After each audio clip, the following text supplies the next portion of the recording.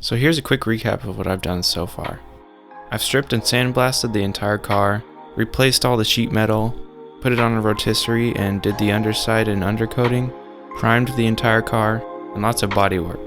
To finish the body work so I can move on to assembling the car, I've got some issues that I need to fix. So in this video I'm going to be taking care of some of those issues.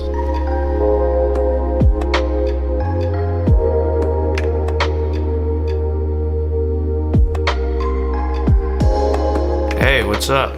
Welcome back to a new video.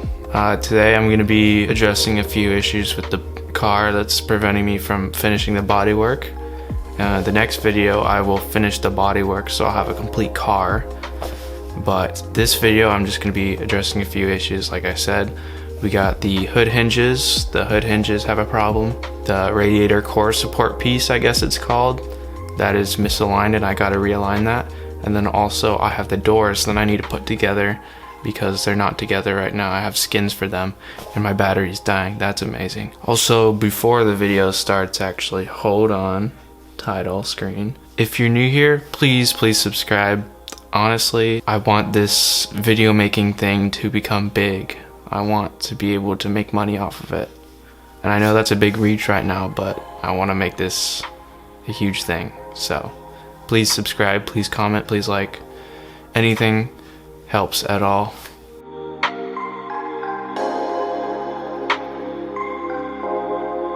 So the issue with my hood hinges that I currently have are, when I set the hood down properly, one side leans higher up than the other and the passenger side dips below the fender no matter how high I adjust it. So I sat down and I thought about it for a while, and I thought maybe it's just the springs. Maybe when I cleaned the hinges and I took off the springs, maybe that's opening and closing it over for the past 50 years. So I took the hood off with the help of my stepdad and I switched the springs out real quick, and then I put the hood back on. Easy. And whoop-de-doo, no change at all.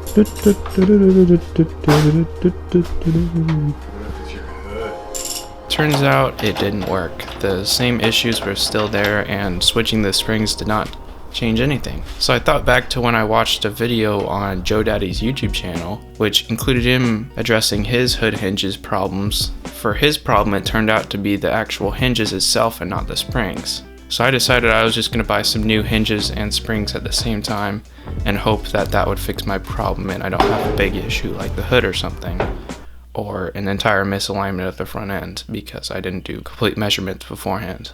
So I got my new hinges and I put them on.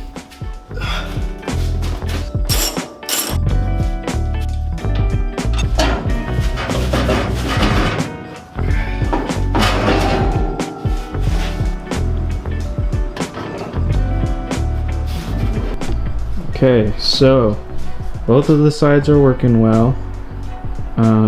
It's the most beautiful thing I've ever seen, actually. I did have to oil them. It was pretty tight at first, and once I oiled them, it did get really smooth, the way I liked it. Turned out the problem was the hinges and not the springs, and now that I've gotten that issue out of the way, I need to address my next big issue, which is the hood overlapping the fender on the passenger side.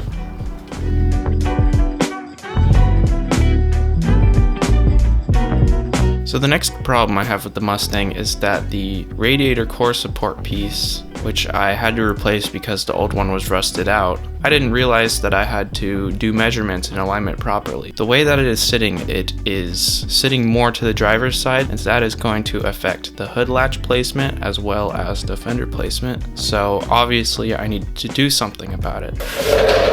Okay, so took everything off the front, now I can do the measurements. And I have some measurements right here on my Mac. Take these measurements and see how bad this side is off of where it's supposed to be.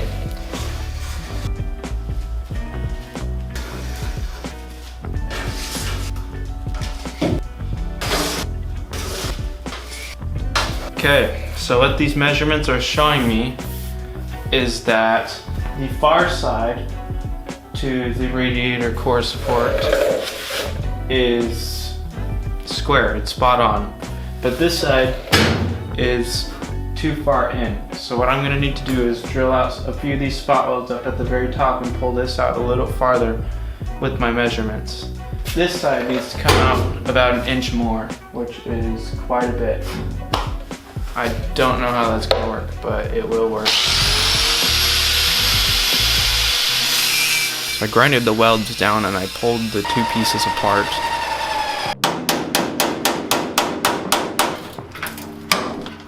Once I got measurements that I thought were accurate, I tacked it back in. Ow.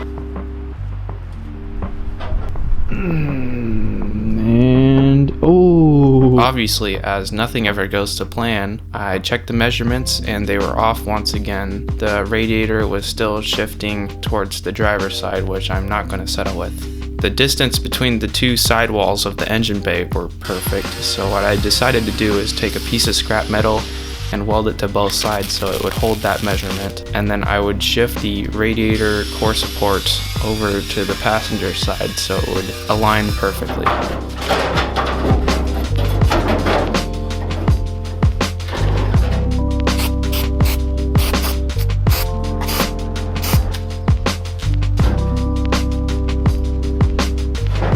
I made sure to take the measurements multiple times, and then when I found the perfect spot, I tacked it in.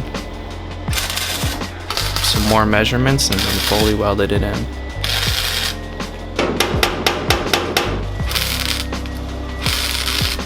And then once I was done with that, I could remove the piece of scrap metal that was holding the 2 sides in place. And then of course, since the engine bay was already painted, I treated it to some enamel primer. That all out of the way, I put the fender back on and I checked the alignment of the fender to the hood on both sides, and right off the bat they were perfect. So that all paid off, even though it was quite a hassle.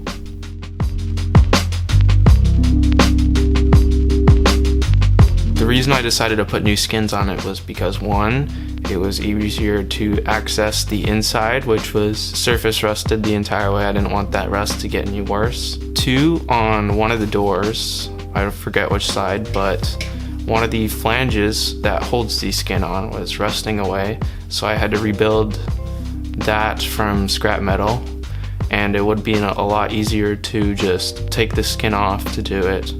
And then I remember on the driver's side door, the skin was actually rusted away in parts, so I decided it would just be easier to just get new skins. It would be fresh metal. When I did get the skins in the mail though, one side was, I think it was a passenger side. It was bent in the front a little bit due to poor shipping.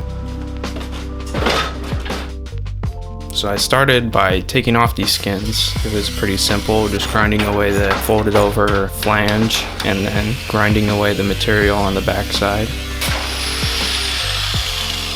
But that was the easy part. The next part that I dread quite a bit, sandblasting. If you've been watching me for even one video, you know that I hate sandblasting. It's probably the worst thing, but it had to be done, so I'm not gonna pay somebody else to do it.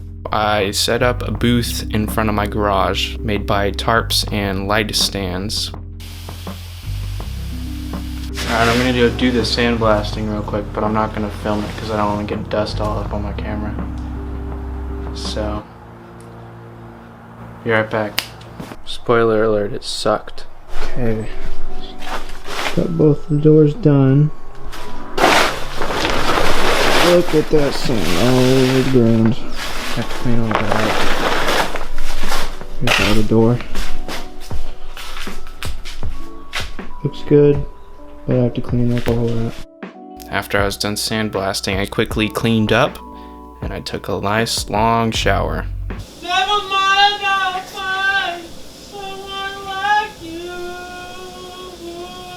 All I have left to do is prime them, and then I will be ready to put the skins on.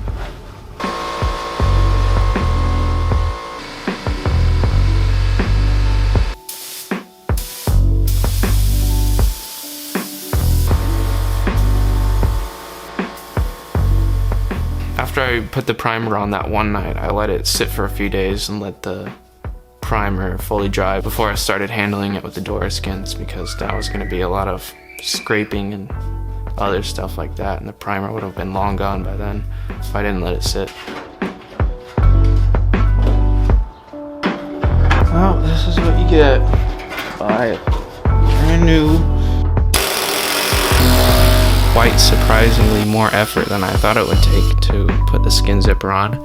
I must have not had enough air pressure most of the time.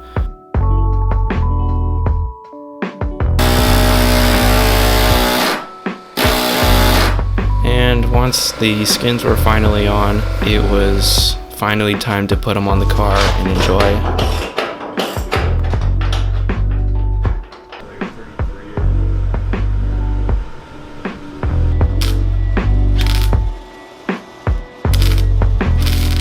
That's about it for this video. Next video, I'm going to be finishing the body work, putting on the last panels that I'm missing right now, doing the door gaps, all that other stuff, adjusting the doors because the doors aren't adjusted. I just threw them on the car for this video. This car's came a long way and I'm ready to see where it will go next. And if you want to see where it'll go next too, please consider subscribing, liking, commenting. Any form of engagement would help so much so I can keep working on this car all the time. Have a good day. Bye.